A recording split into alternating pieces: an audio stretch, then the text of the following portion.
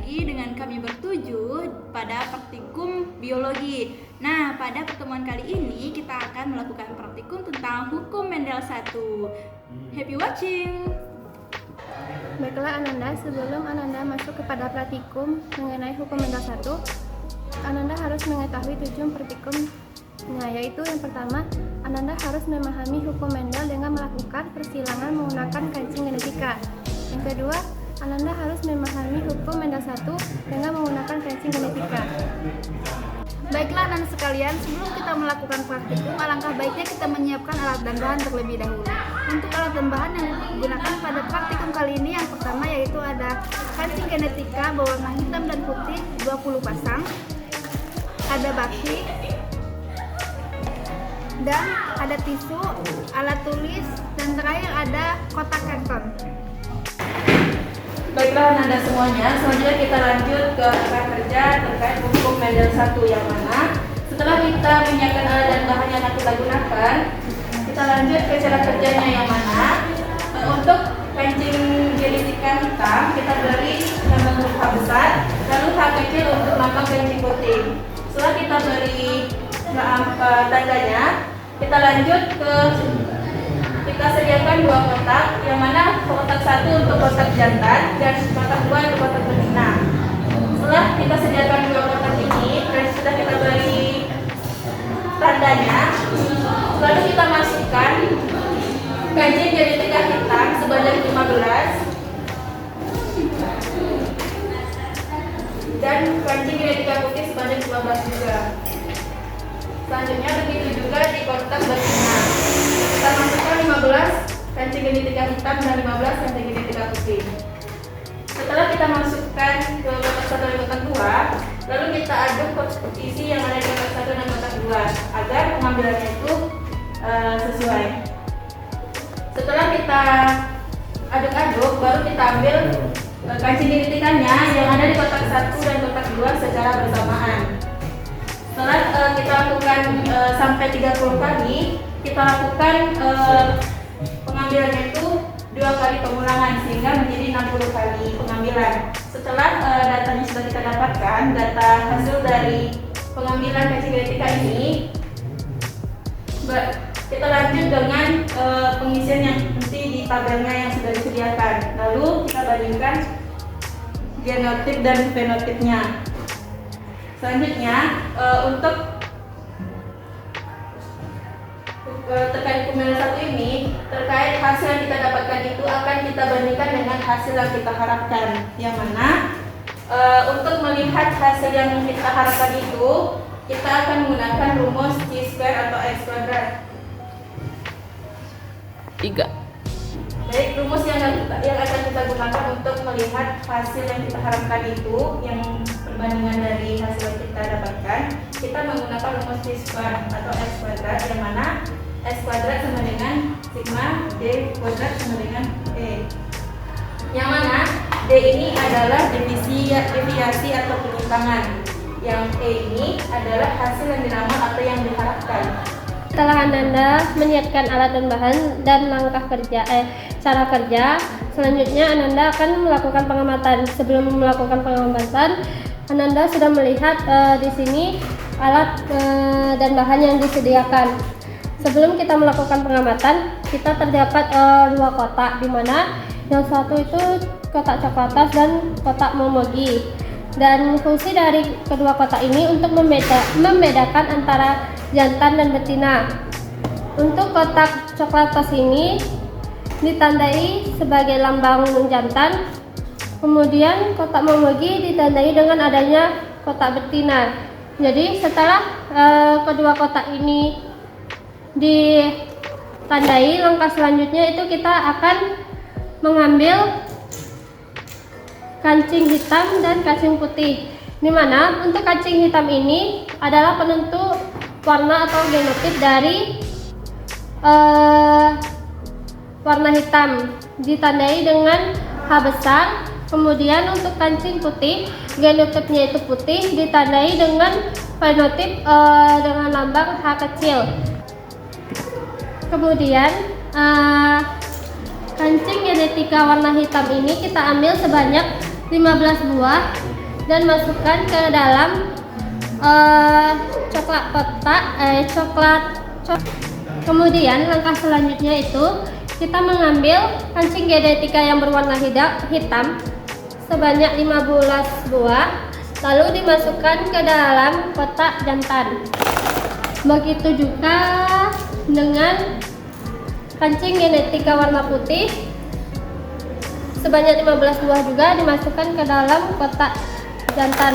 Begitu juga dengan kotak betina itu dimasukkan juga sebanyak 15 buah kancing putih dan 15 buah kancing genetika warna hitam. Selanjutnya setelah keduanya terisi, lalu langkah selanjutnya itu diaduk hingga rata. Setelah diaduk hingga rata itu tujuannya untuk pengambilan dari kancing genetikanya itu relatif. Setelah melakukan pencampuran atau pengadukan secara rata, maka langkah selanjutnya itu pengambilan gamet atau kancing genetika dari kotak jantan dan kotak betina itu secara bersamaan. Dan untuk pengambilan secara bersamaan itu, tangan kanan untuk kotak jantan, kanan kiri untuk kotak betina. Untuk itu melakukan pengambilan gamet itu dilakukan secara bersamaan. 1, 2, 3. Dan dapat diketahui bahwa hasilnya untuk gamet jantan itu dapat hasil berwarna putih. Jadi kode genotipnya itu H kecil. Kemudian untuk gamet betina itu didapatkan warna hitam dan kode gametnya itu huruf H besar. Jadi untuk kotak genotip dapat dituliskan bahwa H besar dan H kecil. Mengapa demikian? Walaupun nanti didapatkan hasil yang pertama itu H kecil, maka untuk penulisan di genotipnya itu tetaplah didahulukan genotip H besar baru H kecil, karena H besar adalah genotip yang bersifat dominan, sedangkan H kecil itu bersifat resesif. Kemudian untuk genotipnya, terjemahan dari genotip dihasilkan bahwa gametnya bersifat hitam. Nah, 3. Nah, setelah menyalin hasil yang didapat ke dalam tabel, maka langkah selanjutnya itu yang sudah diletakkan ke dalam baki. Nah, lakukanlah hal yang sama untuk pengamatan kedua sampai ke 30 nantinya. Nah, setelah sampai ke 30, maka lanjutkan lagi dengan pengamatan kedua dengan cara yang sama, sehingga nanti dapat dihasilkan sebanyak 60 buah. Setelah Ananda melakukan pengamatan sebanyak 60 kali, maka langkah selanjutnya yang saudara lakukan yaitu menghitung atau membuat tabel siswa dengan seperti yang Anda lihat di depan, di mana itu terdapat kategori O, E, D, dan D kuadrat per E, di mana untuk O ini nanti dituliskan di mana berapa jumlah hasil yang diperoleh. Kemudian untuk E itu hasil yang diharapkan dari tabel siswa. Kemudian D itu deviasi atau penyimpangan yang didapatkan. Kemudian dari hasil tabel yang didapat itu dapat diketahui bahwa untuk baris pertama yaitu O atau yang diperoleh untuk hitam itu sebanyak 47 buah, sedangkan untuk gamet putih itu didapatkan sebanyak 13 buah. Selanjutnya, jumlahkan dari hitam dan putih itu totalnya sebanyak 60 buah. Sedangkan untuk yang disyaratkan berdasarkan Menurut Mendel, setiap persilangan monohibrid atau H besar dan H kecil itu yang menyebut sendiri seharusnya menghasilkan keturunan dengan rasio fenotipnya itu 3:1. Sehingga jika sebanyak 62 darah yang didapatkan, maka hasil yang diharapkan dari hitam ini sebanyak 15 buah. 3. Maaf, bukan 15 buah, melainkan 45. Sedangkan untuk multi, hasil yang diharapkan adalah sebanyak 15. Jadi jumlah atau total dari gamet hitam dan putih itu sebanyak 60 buah juga. Dan untuk deviasi ini didapatkan dengan cara mengurangi dari hasil yang diperoleh dengan yang diharapkan, di mana untuk hitam itu 47 dikurang 45 didapatkan hasil sebanyak 2. Sedangkan yang putih itu minus 2 karena 13 dikurang 12.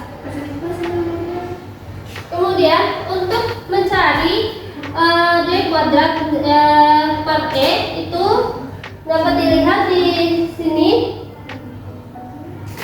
bahwasanya yang hitam itu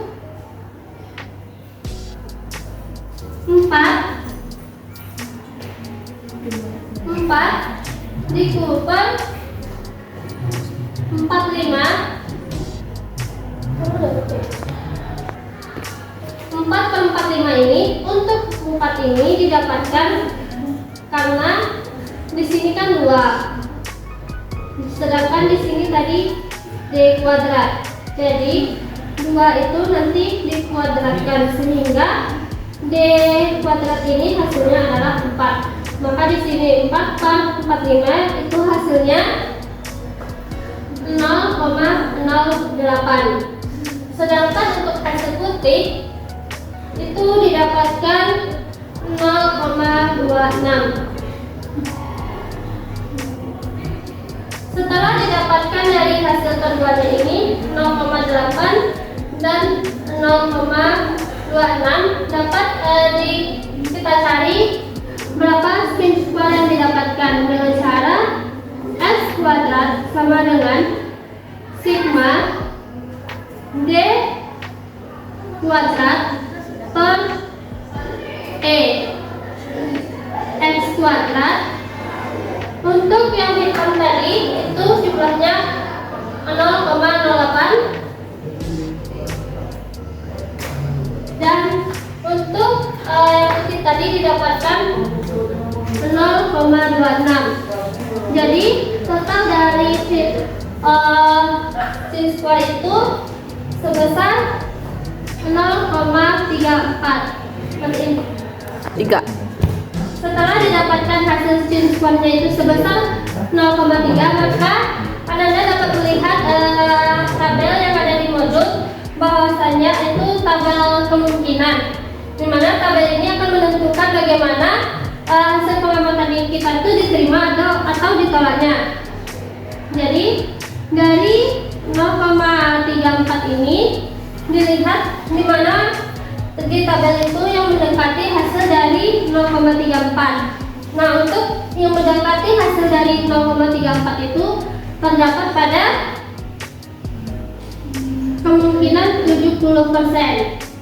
Nah, untuk mengetahui kemungkinan itu diterima atau ditolaknya, kemungkinan yang berawal dari 90% sampai 5% itu maka hasilnya diterima. Tetapi kalau kemungkinannya itu kecil atau 1%, maka hasil dari pengamatan kita itu ditolak. 3. Lalu dari derajat kemungkinan yang dihasilkan itu 70%, kita lihat yang bagian derajat kebebasan atau DK-nya. Nah, di mana untuk DK dari persilangan monohibrid ini dapat dilihat pada baris ke-1. Sedangkan nanti kalau misalnya Ananda memasuki ke persilangan intermediat itu dapat dilihat dekannya pada baris 2. 3.